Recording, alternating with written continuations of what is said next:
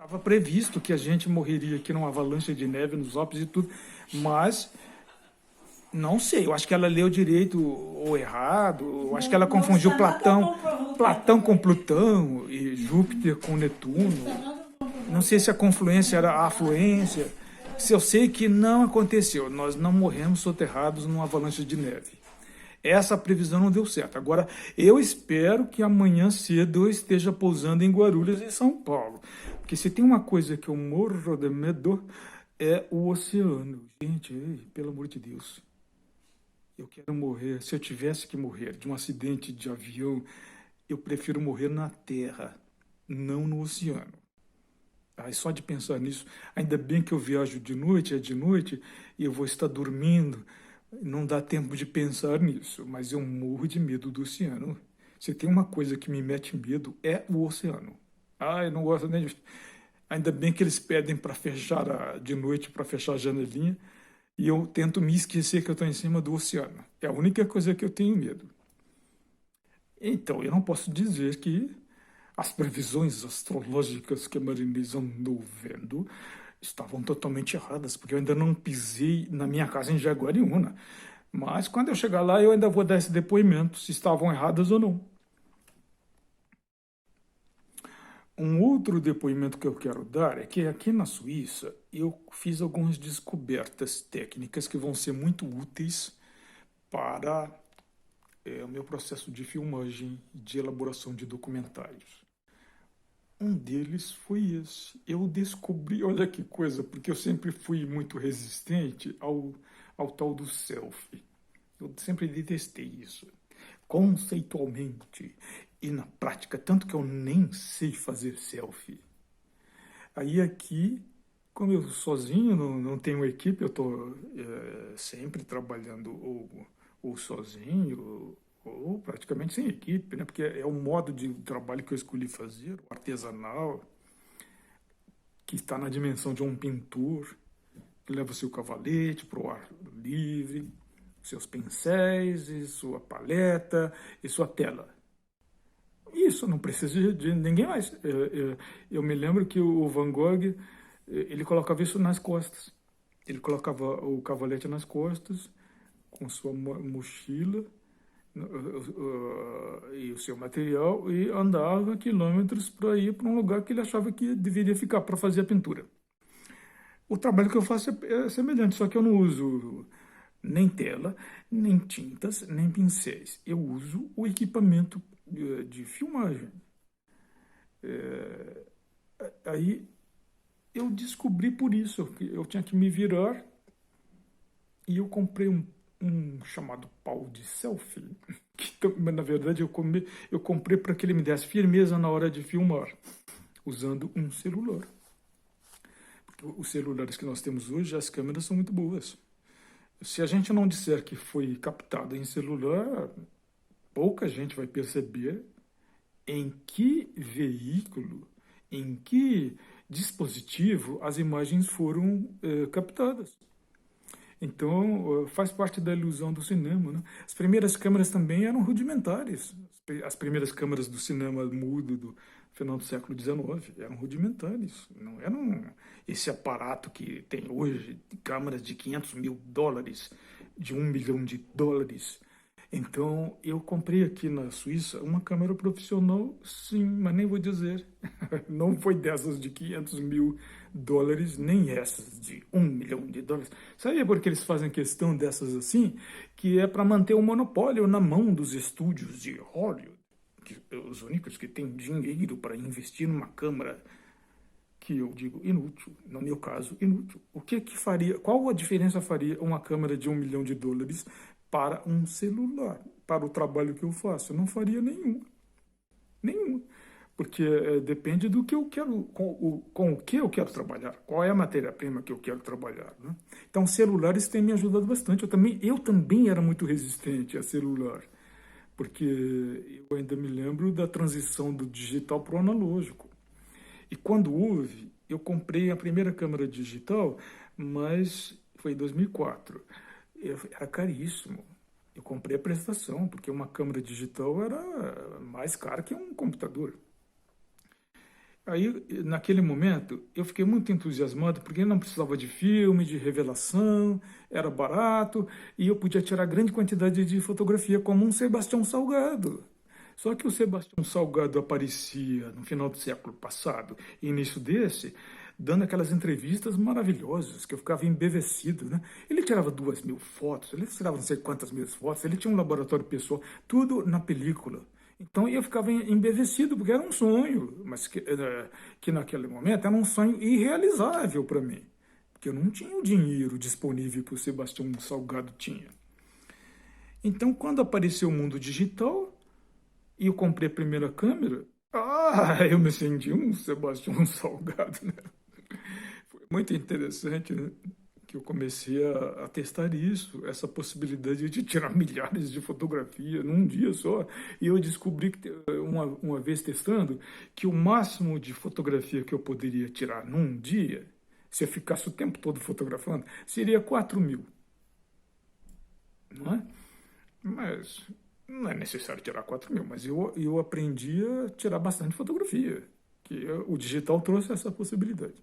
Fazer o que só o Sebastião Salgado podia fazer, que é depois de ter tirado aquelas milhares de fotografias, ele vai lá na banca de iluminação, né, e ele ia pegar os negativos e positivos revelados, então ele ia fazer a seleção das melhores entre aquelas milhares. Aí disso ia resultar um livro. E eu descobri que aqui, lá em Genebra, na livraria da estação ferroviária de Genebra, tinha um livro do Sebastião Salgado sobre a Amazônia, tudo em preto e branco, que é a opção equivocada estética dele, horrorosa, porque as justificativas que ele dá não se sustentam, mas ele usa, que é uma maneira também de preservar o monopólio Sebastião Salgado, né? Aí eu fui ver, gente, que caro, era mais de R$ 1.000, um livro do Sebastião Salgado aqui na Suíça, na minha moeda, né? Ele estava em francos, mas era isso. É muito caro. E Sebastião Salgado precisa manter o seu nível de vida em Paris, com seu apartamento, a sua esposa e os seus filhos, entendeu? Aí, aos pouquinhos, eu fui me desprendendo dessa influência que o Sebastião Salgado teve na minha vida. Ele realmente teve. Eu queria ser um Sebastião Salgado. Depois que eu entrei no mundo digital, claro, o Sebastião Salgado tinha muitas restrições em relação ao mundo digital. Todos eles que mantinham o monopólio, né? Claro que eles não queriam o barateamento dos meios de produção. Para quê? Para que mais João ninguém como eu pudessem fazer o que eles faziam. Então, claro que eles não queriam. Eles queriam manter o nicho de mercado que era só deles. Então, eu fui aos pouquinhos, depois eu fiz o curso da Pedagogia da Imagem no Museu da Imagem do Som de Campinas, né? Refleti bastante, comprei bastante livros, meditei muito, estudei muito, pesquisei muito e fui me distanciando cada vez mais do Sebastião Salgado, a ponto de, no atual momento da minha vida, eu repudio o trabalho estético do Sebastião Salgado em várias dimensões.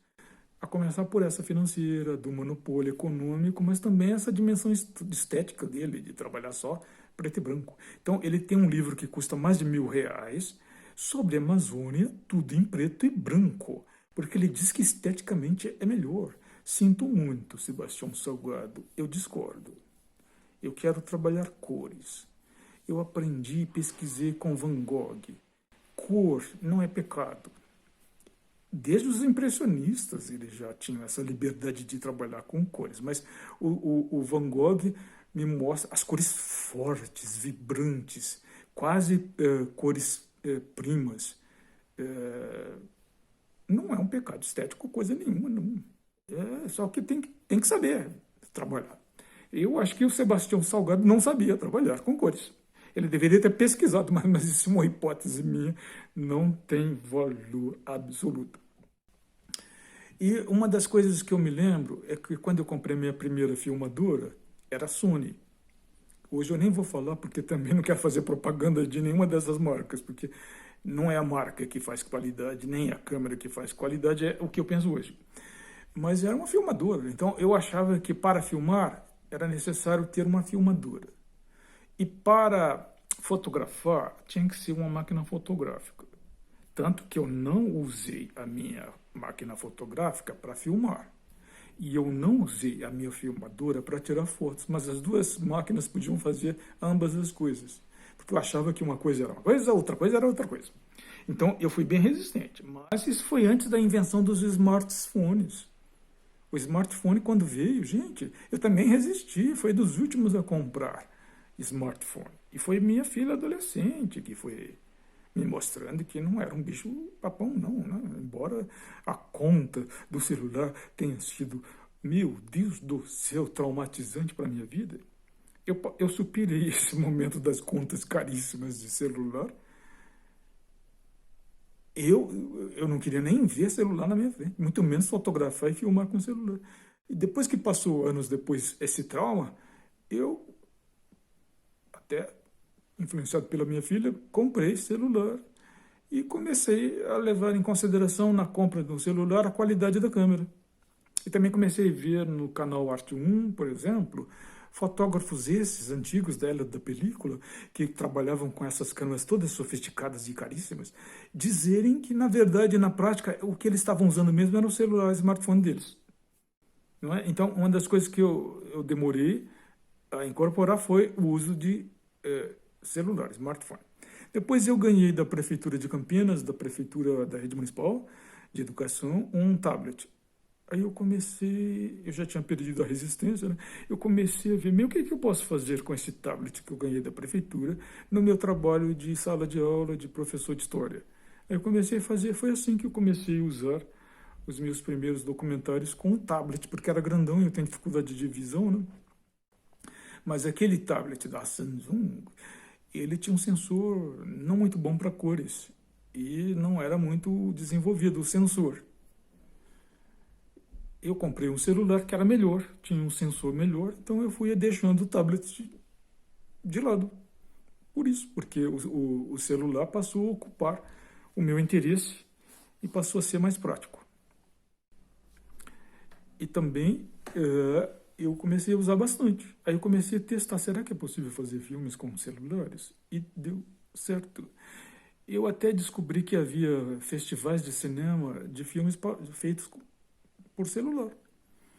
Então, isso não faz muito tempo, né? E cada vez mais, todas essas fronteiras entre celular, entre internet, entre câmeras, tudo isso estão se dissolvendo, que a gente já não sabe mais o que é câmera, o que é celular, o que é smartphone.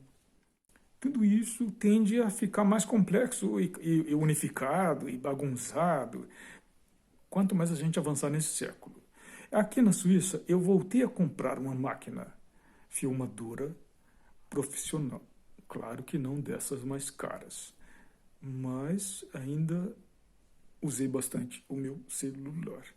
E eu descobri que eu posso usar o pau de selfie que eu comprei, também já os últimos a entrar na moda, que é muito útil para o trabalho que eu faço, porque eu mesmo posso dar entrevista para mim mesmo, inventei essa expressão.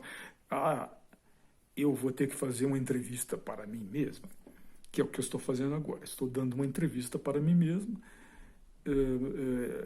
registrando os avanços técnicos e experimentais que eu fiz no uso de captação de imagens aqui na Suíça.